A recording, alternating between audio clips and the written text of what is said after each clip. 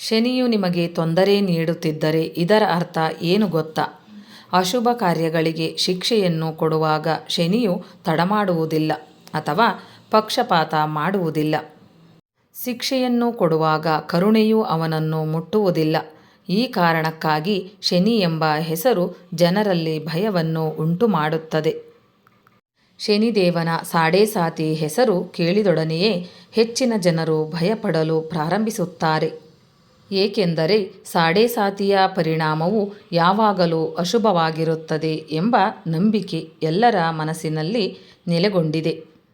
ಯಾರಾದರೂ ವ್ಯವಹಾರದಲ್ಲಿ ನಷ್ಟವನ್ನು ಅನುಭವಿಸಿದರೆ ಅಥವಾ ಯಾವುದೇ ಅಹಿತಕರ ಘಟನೆ ಸಂಭವಿಸಿದರೆ ಇದರ ಆರೋಪವು ಶನಿದೇವನ ಮೇಲೆ ಬೀಳಲು ಪ್ರಾರಂಭಿಸುತ್ತದೆ.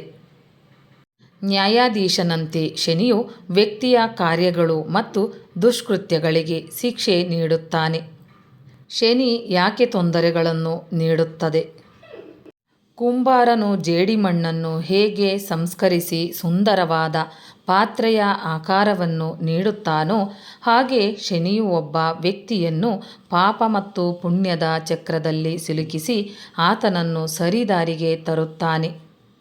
ಸಾಡೇಸಾತಿ ನಡೆಯುತ್ತಿದ್ದರೆ ಮತ್ತು ಅಶುಭ ಶನಿಯಿಂದ ನೀವು ತೀವ್ರ ನೋವು ಮತ್ತು ಸಂಕಟವನ್ನು ಎದುರಿಸುತ್ತಿದ್ದರೆ ಶನಿಯು ನಿಮ್ಮನ್ನು ವೈದ್ಯರಂತೆ ನಡೆಸಿಕೊಂಡು ನಿಮ್ಮ ಹಿಂದಿನ ಜನ್ಮದ ಅಶುಭ ಕರ್ಮಗಳ ಫಲಿತಾಂಶಗಳನ್ನು ನಿಮಗೆ ನೀಡಿ ಸಮಾಧಾನಪಡಿಸುತ್ತಿದ್ದಾನೆ ಎಂದು ನೀವು ಅರ್ಥ ಮಾಡಿಕೊಳ್ಳಬೇಕು.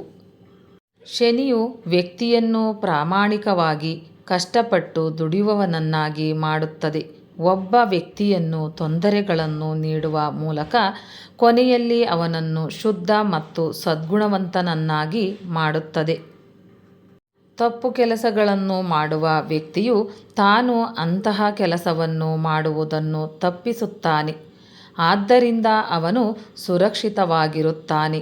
ಆದಾಗ್ಯೂ ಅವರು ತಪ್ಪು ಮಾಡಿದರೆ ಅಂತಹ ಜನರು ಶನಿಯಿಂದ ಪ್ರಭಾವಿತರಾಗುತ್ತಾರೆ ಅಥವಾ ಸಾಡೇಸಾತಿ ಸಮಯದಲ್ಲಿ ನೋವು ಅನುಭವಿಸುತ್ತಾರೆ.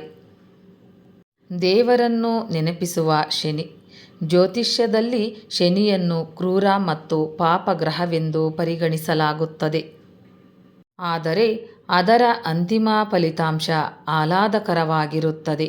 ಒಳ್ಳೆಯದನ್ನು ಮಾಡುವ ವ್ಯಕ್ತಿಯು ಶನಿಯ ಆಶೀರ್ವಾದವನ್ನು ಪಡೆಯುತ್ತಾನೆ. ಶನಿಯು ವ್ಯಕ್ತಿಯನ್ನು ದೇವರ ಭಕ್ತಿಯ ಕಡೆಗೆ ತಿರುಗಿಸಲು ನೋವು ಮತ್ತು ಸಂಕಟವನ್ನು ಉಂಟುಮಾಡುತ್ತದೆ. ತೀವ್ರವಾದ ಬಿಕ್ಕಟ್ಟು ಮತ್ತು ಸಂಕಟಗಳು ಇದ್ದ ತಕ್ಷಣ ಒಬ್ಬ ವ್ಯಕ್ತಿಯು ದೇವರಲ್ಲಿ ಆಶ್ರಯ ಪಡೆಯುತ್ತಾನೆ. ಹೀಗೆ ಶನಿಯು ದೇವರ ಮೇಲಿನ ಭಕ್ತಿಯನ್ನು ಜಾಗೃತಗೊಳಿಸುತ್ತಾನೆ. ಶನಿಗೆ ಭಯಪಡುವ ಜನರು ದೇವರನ್ನು ಆಶ್ರಯಿಸುತ್ತಾರೆ, ದಾನ ಮತ್ತು ಧರ್ಮವನ್ನು ಮಾಡುತ್ತಾರೆ. ಆದ್ದರಿಂದ ವ್ಯಕ್ತಿಯ ಕಾರ್ಯಗಳು ಉತ್ತಮವಾಗಿದ್ದರೆ ಶನಿಯು ಅವನಿಗೆ ಶುಭ ಫಲಿತಾಂಶಗಳನ್ನು ನೀಡುತ್ತಾನೆ. ಕಾರ್ಯಗಳು ಕೆಟ್ಟದಾಗಿದ್ದರೆ ಅವನು ಕ್ಷಮಿಸುವುದಿಲ್ಲ, ಶಿಕ್ಷಿಸುತ್ತಾನೆ.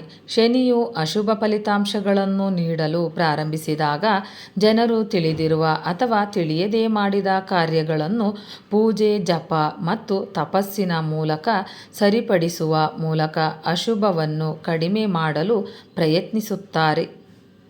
ಸ್ನೇಹಿತರೆ, ಈ ಮಾಹಿತಿ ನಿಮಗೆ ಇಷ್ಟವಾಗಿದ್ದಲ್ಲಿ ದಯವಿಟ್ಟು ಒಂದು ಲೈಕ್ ಮಾಡಿ, ಶೇರ್ ಮಾಡಿ, ಚಾನಲ್ಗೆ ಸಬ್ಸ್ಕ್ರೈಬ್ ಮಾಡಿ. ಧನ್ಯವಾದಗಳು.